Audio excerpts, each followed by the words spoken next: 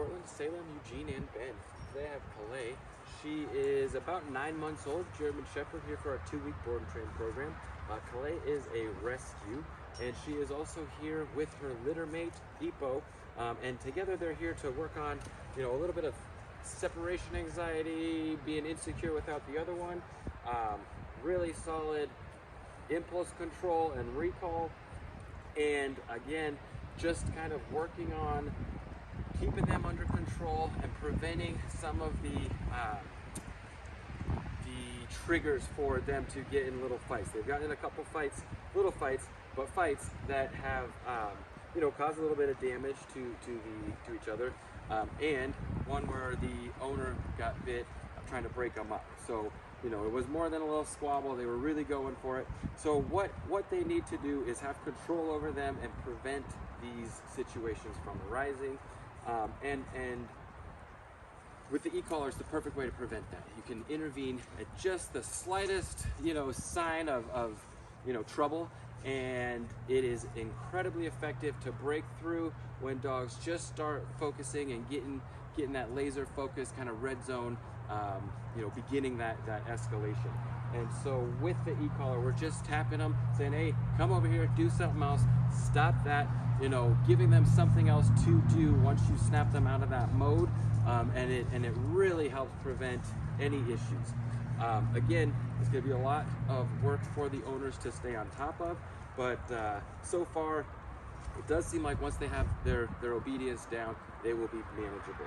We are going to work on a solid recall so that they can get out there, spread their legs, run.